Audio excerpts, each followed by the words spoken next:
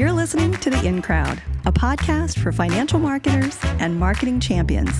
I'm your host, Angela Giambetti, the Chief Marketing Officer at Wealthspire Advisors.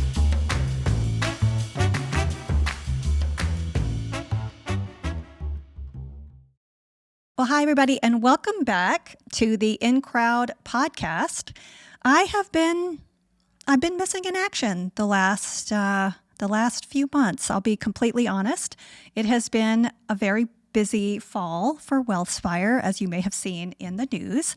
But that's why I decided to come back with a big old bang and ask Diana Cabrices to join me as my guest to kind of like get that In Crowd back in gear. Diana, welcome. Thank you so much. I'm honored to be like your comeback guest. You have an impressive bio. I want to talk about it, but two things, well, actually three. One, congrats on your recent wedding, honeymoon, life, all the good stuff happening. You got that glow going. So that's one. Two, I want to give out a shout out to Allie Z, our mutual friend and connection who kind of hooked us up together. And three, perhaps most embarrassing for me, you and I have never met before this, not actually met. So I'm a little bit like, I can't believe that. I've seen you on stage at Future Proof. I've seen you zipping around at the same conferences that I go to. Obviously, I'm connected to you on LinkedIn. I see your incredible content. You're on podcasts. You're doing amazing things. I follow you on Instagram. And after I say all that, it does sound like I'm stalking you. Maybe I am, but what's important here, and I tell my advisors this all the time, is this the power of personal brand? Because now that I am sitting here with you having this conversation for the very first time, I feel like I know you. Mm-hmm. Like I'm like this on Instagram, like you go girl on your wedding video, and you're putting out content about the importance of technology, the importance of diversity in this industry. And I'm like, that's my girl. I don't know her, but I know that's my girl. So I just wanted to say thank you for all that you're doing. And I do want to talk about your bio here, if you don't mind. Thank you for that. That was so lovely. And you're right. Like that is the power of personal branding. When you feel like you know someone and you can relate to them and their content and their messaging, and you feel like you know them, but you don't know them, that's a good thing. It's almost like you're excited by the time, because I'm like, oh, I finally get to talk to Diana. I've heard all the things. I know a lot about you. And that's whenever advisors are coming to me like, oh, why do I have to do this podcast? Or why do I need to go to this event? Or why do I need to write that blog? This is why. Because when people are searching for you or validating that referral, they're going to be like, oh, yeah, I really like Steve, or I really like Jane. Anyway, all right. So Diana, you are the Chief Evangelist at Wealth Tender. You're also the founder of Diana Cabrices Consulting. This is so cool. Prior to introducing the industry's first ever outsourced Chief Evangelist offering, we're getting into that for sure, you've had executive roles in advisor marketing and technology. You've supported thousands of advisors in implementing growth strategies across all parts of the business, right? Marketing, branding, tech, succession planning, recruiting, even M&A. You are a brand builder, industry disruptor, all the good things. And you've traveled all over the country, which I think is why I was like, oh yeah, I got to learn more, because there's so much. This podcast was actually all about the crazy that it takes to do financial services marketing, because I always think you got to be a little bit different. And when I read your bio, I was like, oh yes, we must talk. So this is, if you don't mind, we're going to get a little personal. I'd love to just talk about your background. So you have a really fascinating personal professional background. You were born in Miami. You were raised partly in Georgia.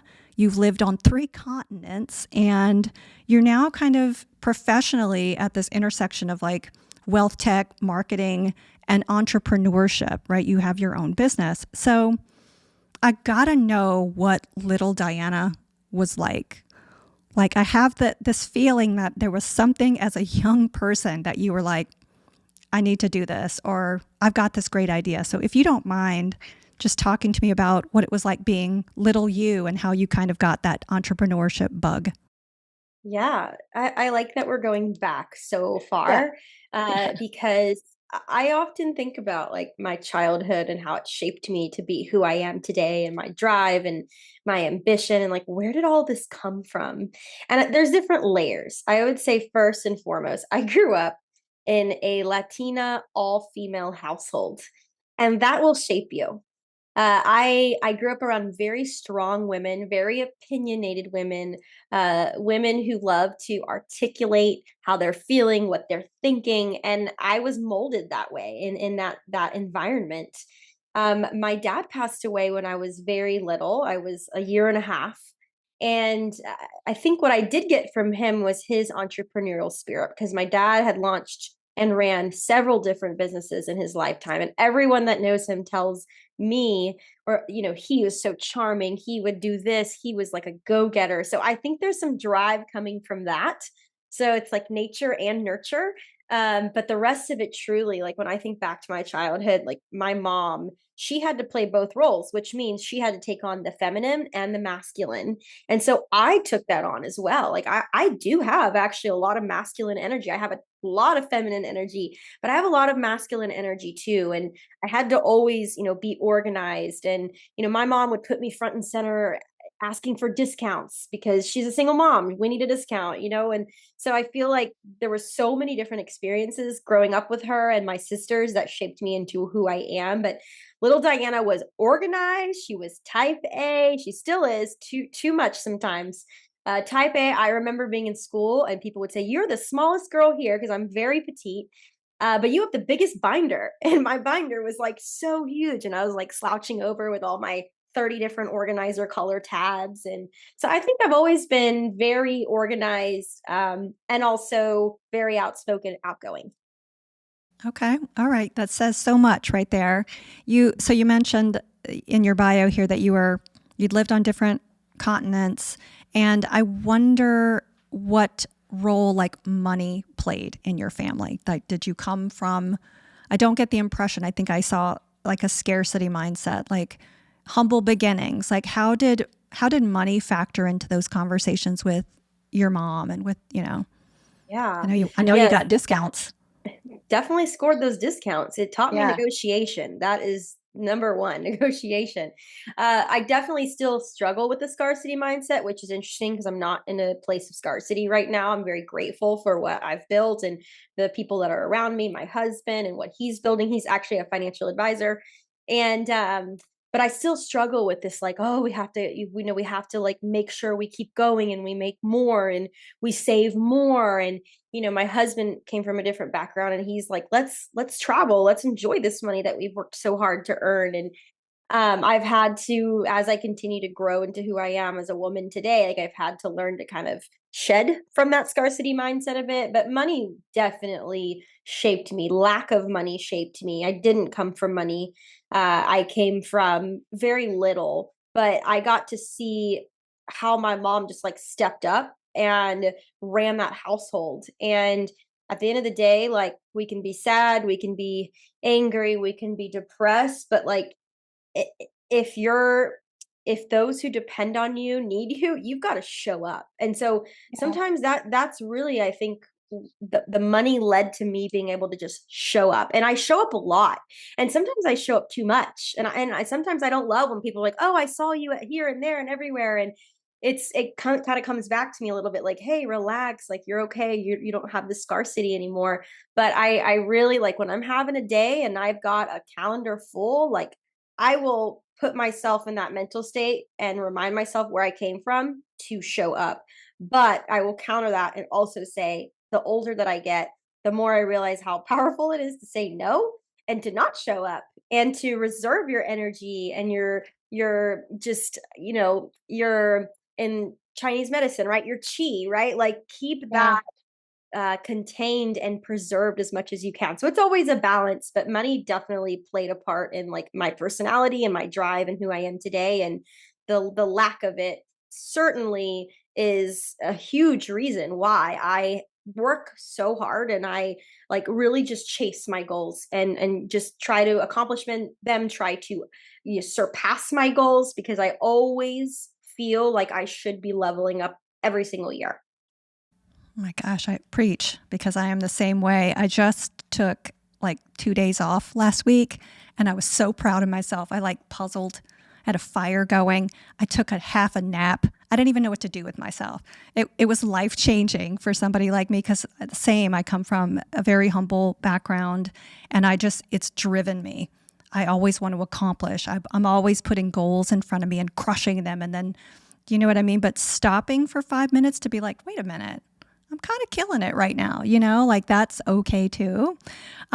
Speaking of drive, you've traveled to over 18 countries. You're a food integrity activist. I mean, it just goes on and on, Diana. Like there's so much material here. I don't know when the autobiography is coming out, but I will pre-order that. You're a first generation Cuban Venezuelan American. That's insane. That's so cool. So how do you feel? I see it show up on social for sure, but how do you feel these personal passions, that personal identity that you are sharing online? How does that influence your work in wealth tech, marketing, that work that you do? So even though I'm still young, we both are, right? We're young, we're alive.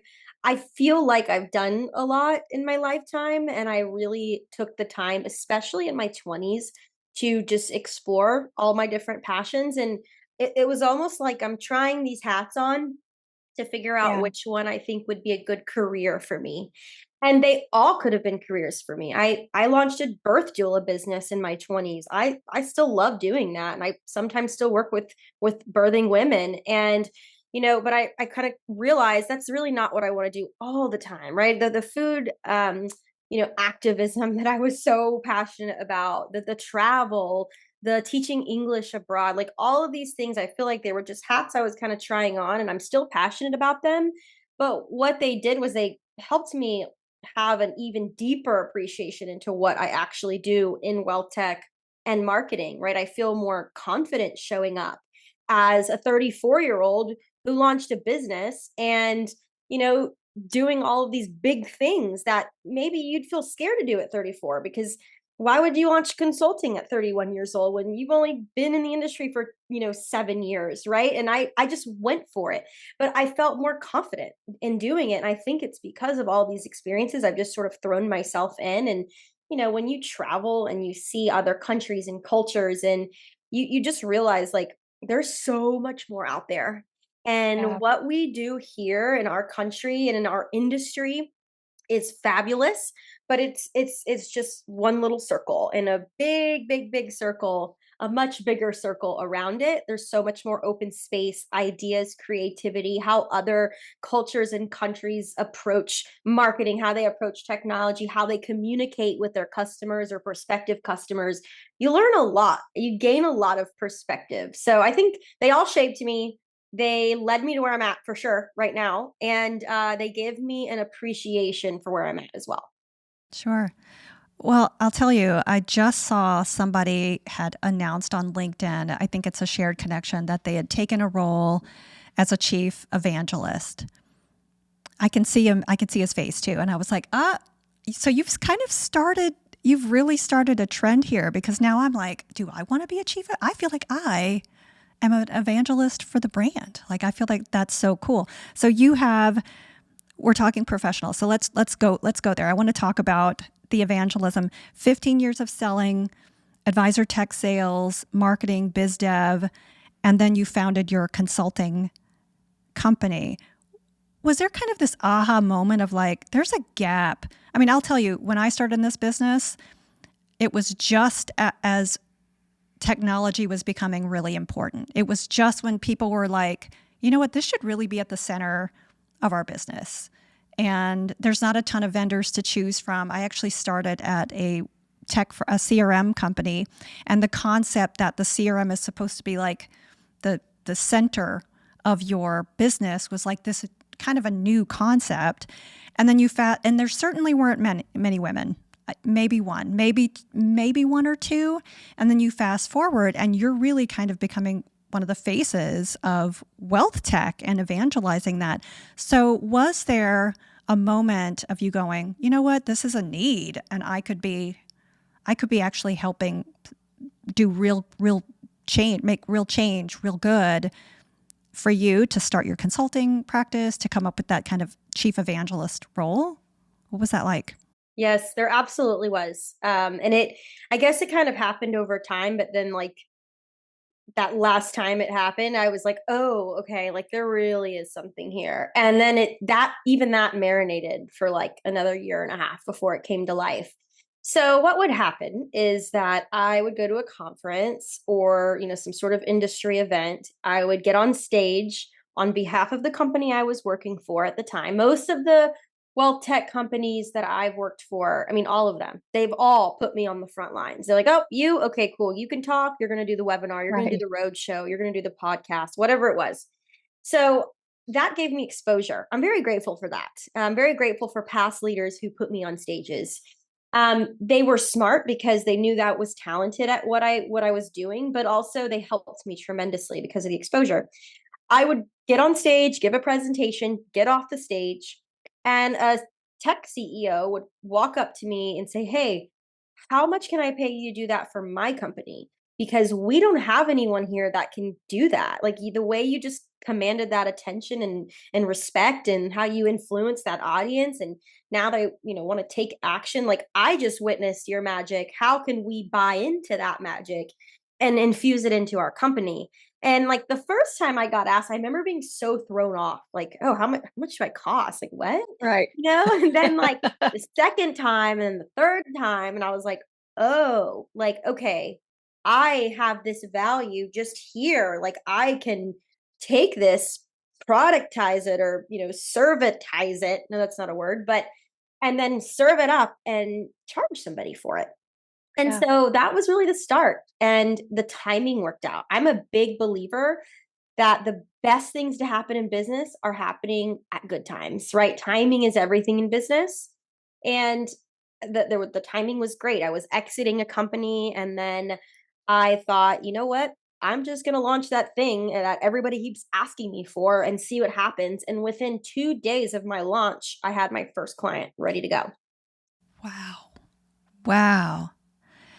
Well, I've seen you on stage. I've seen you do presentations, and something that I think is marketing done right, maybe the best, is the storytelling approach.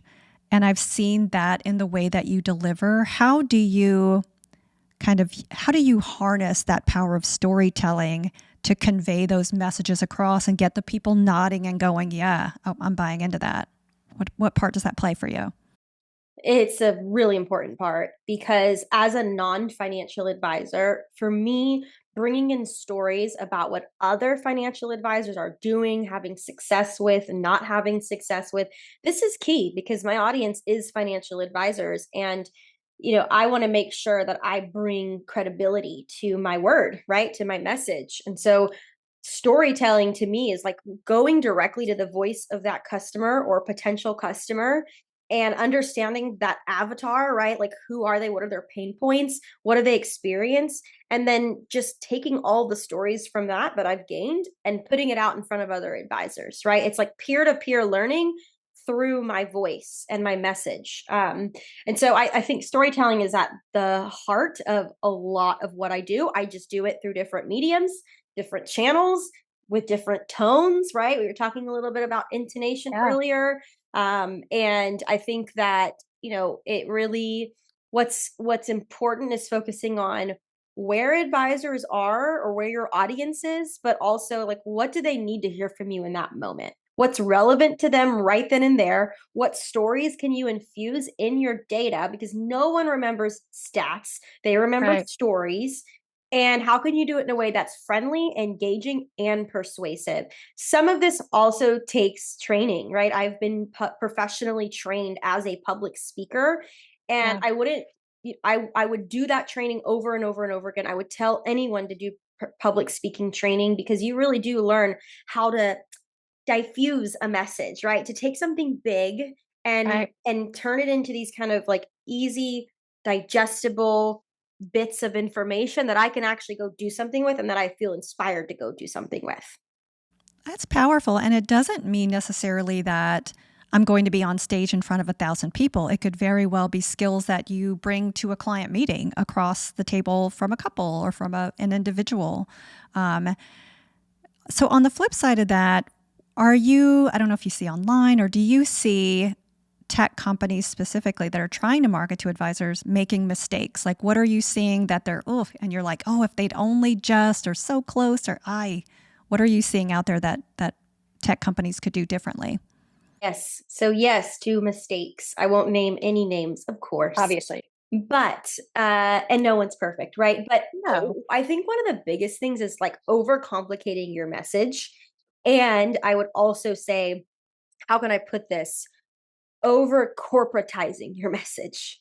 So I'll start with the first. There's really great products in this space, but some companies, if you look at the front lines of their messaging, their website, what they're putting out in email to their advisors on social media, there's just so much going on, and people skim, and people, especially advisors, like they just need what's in it for them. And I feel like I've seen tech companies market themselves in such overcomplicating ways. Like, hey, we impact 5 different areas of your business. Well, that's great, but maybe just pick 1 or 2 things to put at the forefront. Let them kind of discover the rest along their journey. It's going to be a surprise and delight for them, which is even better, right? They'll stick around longer, they'll be more loyal, but like just lead with 1 or 2 key benefits of what your product or service does for them, and also do it in a way that shows them that end product, right? That end state.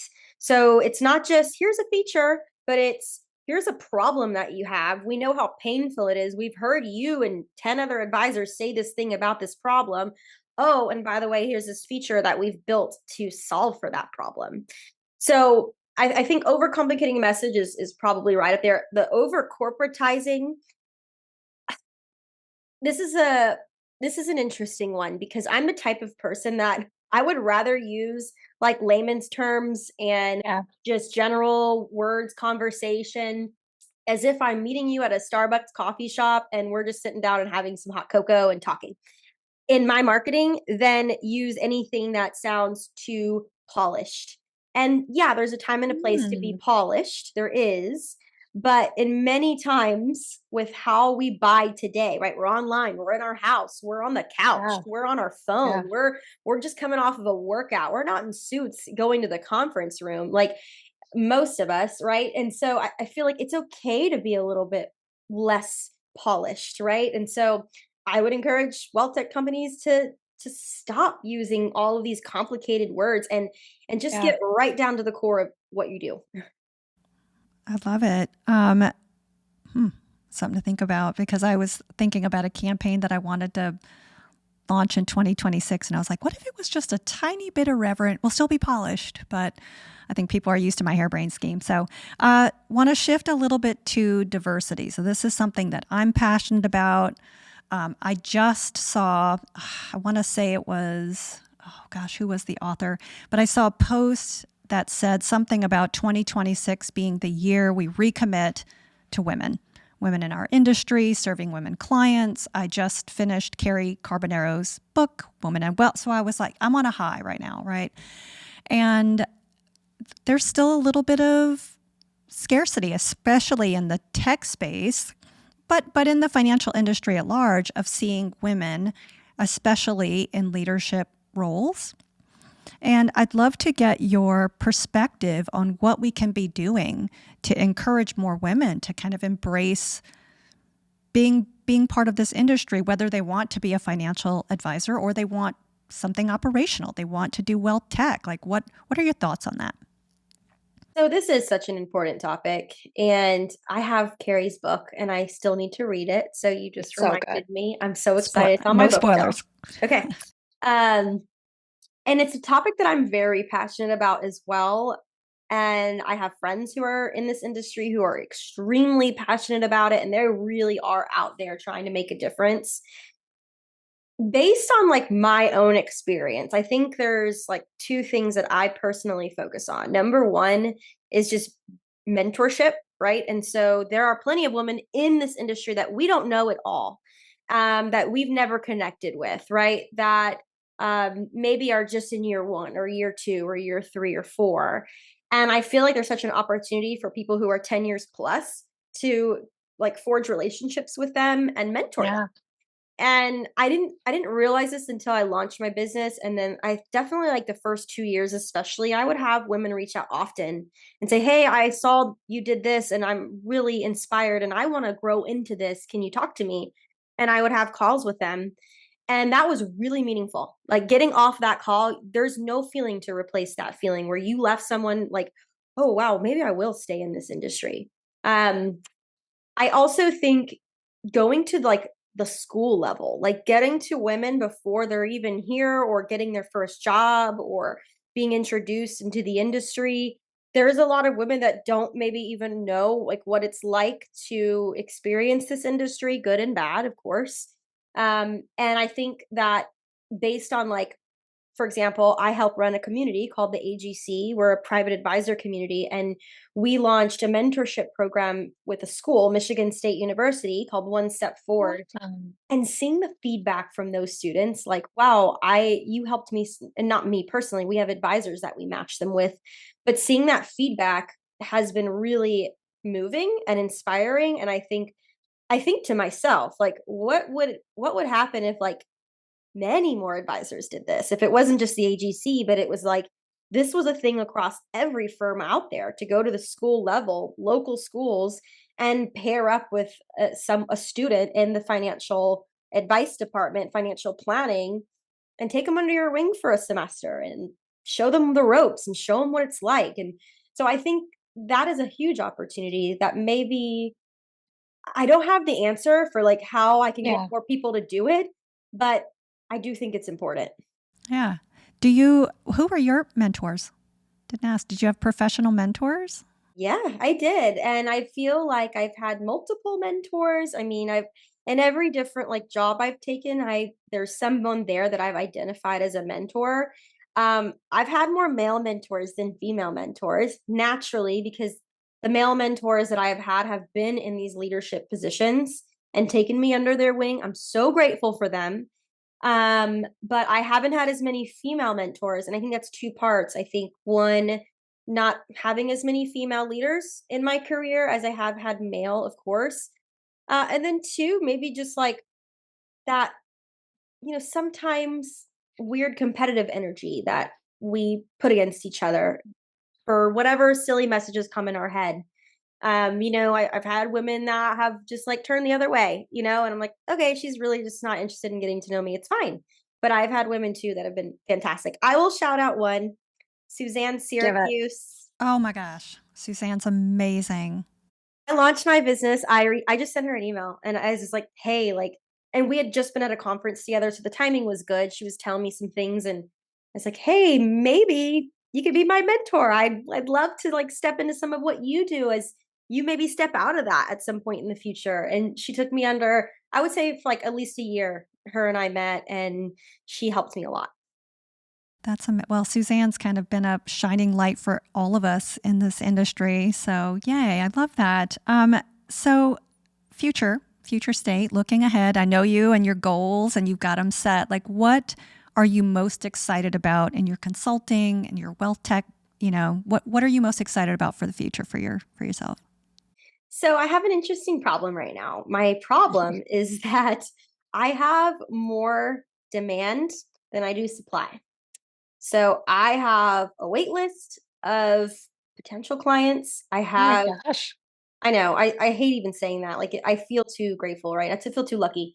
But I have a wait list. I have a handful of really solid companies that are like, "Hey, we want to do this."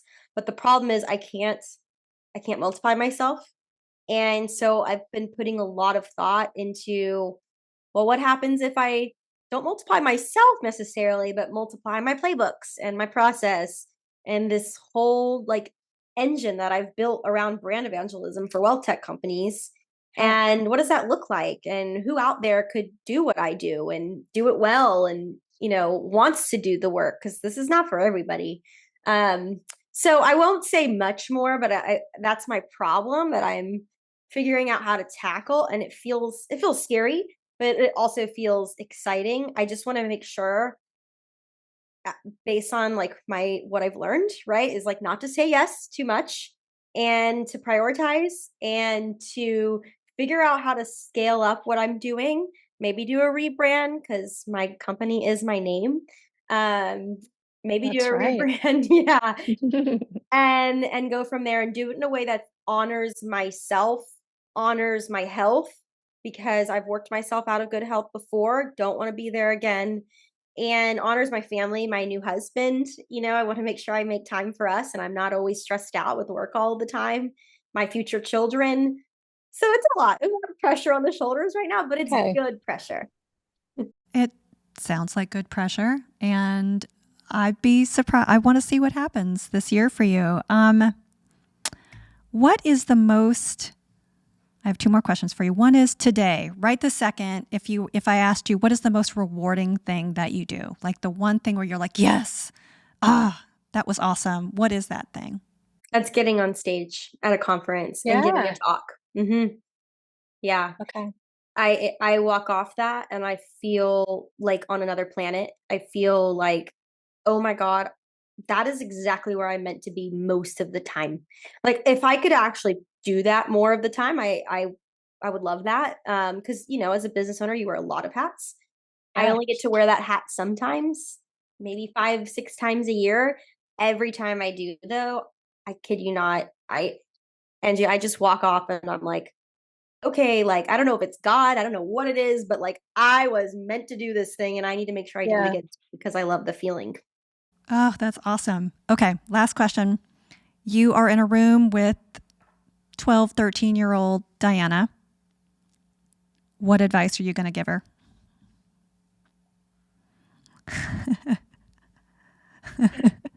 I think one of the first things I would tell her is so I was like really depressed at 12 to 13. It's like those It's a years. tough age. It really is. And I still have diaries and I'll go back and I'm like, whoa, like those were really profound things to say as a 12 to 13 Heavy. year old. Yeah, Yeah. very heavy. And so I think I would tell her, like, hey, life's going to get a lot better. You just keep putting your head down and working hard and making good decisions. And you're going to see in 15 years from now, like, you're going to be really, really happy.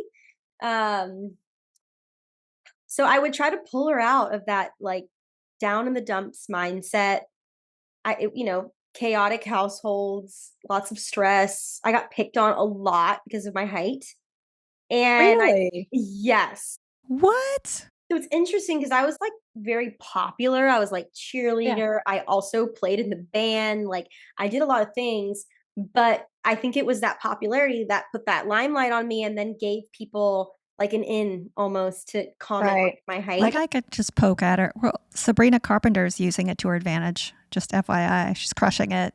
I was just on her Instagram today looking for hair inspo. Because yeah, that's so funny you say that. I know. I'm definitely Sabrina Carpenter like height. So yeah, Okay. I would tell her that. Like, hey, Okay. smile. Give It's her some gonna be hope. okay. Give her hope. Yeah.